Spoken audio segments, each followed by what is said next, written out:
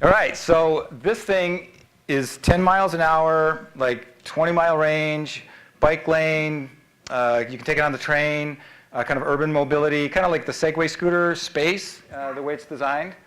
So it's just kind of a nice small package. You can spin on axis and mingle with people, put your feet on the ground. It's like eye level. So what we're trying to do is develop something that allows people to just mingle in an urban landscape and move around, in a way that just kind of, it just allows you to find a different path through this place. So if you want to ride to work 20 miles away, you probably want to get a Vespa scooter. But what this does is sort of creates this other landscape that shows up, when you've got a vehicle like this. So the way it works is there's a little gyro accelerometer right on the end of the axle. And it's the same little device that's in your phone, like when you turn your iPhone sideways and the screen moves. So it's a device that knows where the center of the Earth is. And there's also it's like a gyro accelerometer pair. So there's a gyro, which is this little human hair-sized tuning fork vibrating in a magnetic field, and it's really reactive. So it changes, pitch really quickly. But the accelerometer is looking at the flow of gravity. So the accelerometer knows where the center of the Earth is, but it's really slow. So you can't balance using the accelerometer. But when you put the two together, you get this really accurate tilt angle that shows up in software. So in the processor, which sits up here, there's a big circuit board with motor controllers, and there's two electric motors down here driving a central drive hub. It's sort of like the software says, I want to stay on zero tilt angle. So if the bike leans forward, it drives the wheel back under the center of gravity. And it happens so fast that I could put a dime on the handlebars and it would go and get back to the center of gravity. And there's so much power in this thing that I can literally walk around to the front and do a push-up on the handlebars. I mean, I literally can lift my feet off the ground and it'll just go right underneath me. And I know. I mean, I wish I had the bike, but I couldn't get it over here. So the way you actually ride this thing is you push down on the handlebars with just enough to accelerate at a speed you want to go, and the software is trying to get back to zero, and you fight it a little bit, it just keeps trying harder and harder to get back to zero. So if you back off a little bit, it'll just glide along, and then if I want to stop, I just sit back and roll to a stop. And we also added there's a brake lever, which is our brake assist. So if you're flying along and I really want to stop fast, I grab this brake and it drives the wheel out in front of me and gets me back in a position where I can really pull back on this thing and just whoa horsey it to a stop. So then I just put my feet in the ground and I'm there. So that's how it works. But it seems simple. I mean, it is kind of simple. There's just two electric motors and there's belts and then there's a steering axis. So the thing that allows you to actually ride it, is this ability to swing the bike back and forth. So my muscle memory of a kid riding a bike translates perfectly. So it feels like there's two wheels, and I steer it like a bike, and I ride it around corners, and it's just kind of magic. It takes about 15 minutes to learn how to ride in a straight line, a couple days to get a tight figure eight. So that's what it is. Any questions? Go ahead. What do you mean? Oh, yeah. So what's cool about it is you're standing on the foot pegs, and it's like a boogie board. So I can kind of roll the wheel one way or the other, and that's how you steer it. So I roll the wheel over, and it goes around the turn that way, and I kind of bring it back. Cool. Right there. How much? $5,300.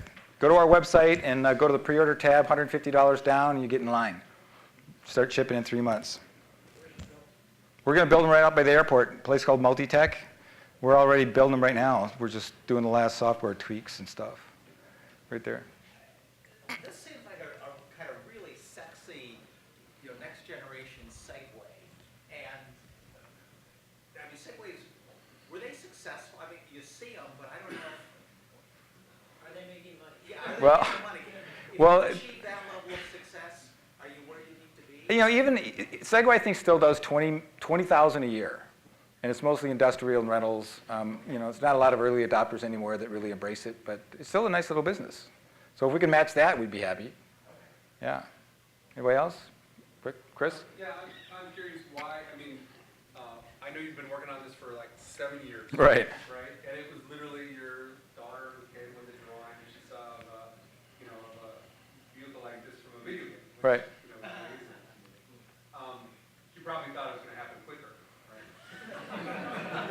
Me too. So, But, I mean, compare this, I mean, the Segway was around then. I mean, how does this compare? What's different? I mean, obviously it looks different, but how is it really different from the Segway?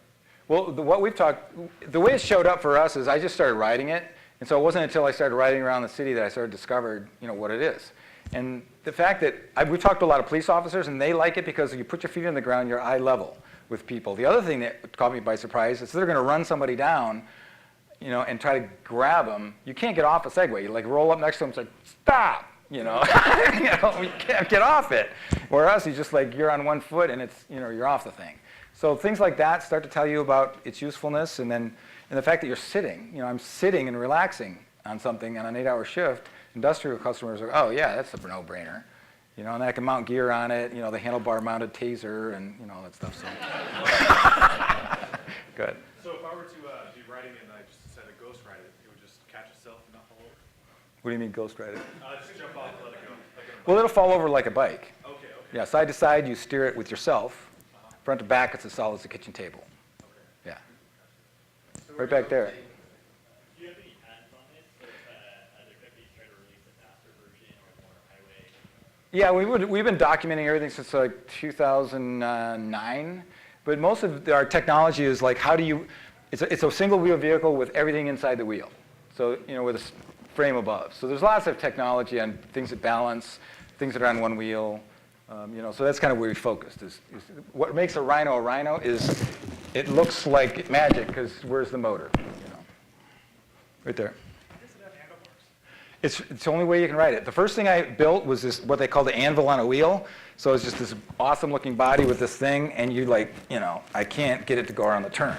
So we got to this place where, now what? We do like flywheels and, 2 wheels, and we just said, let's just put steering on it, and which just makes no sense because you think like, what's going to happen?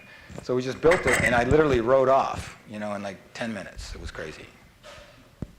Where do you hope to take the company in 10 years? And what this is really is it's a brand build out. We're being really strategic in what we're doing with the company, so we're being very careful with our dealer strategy.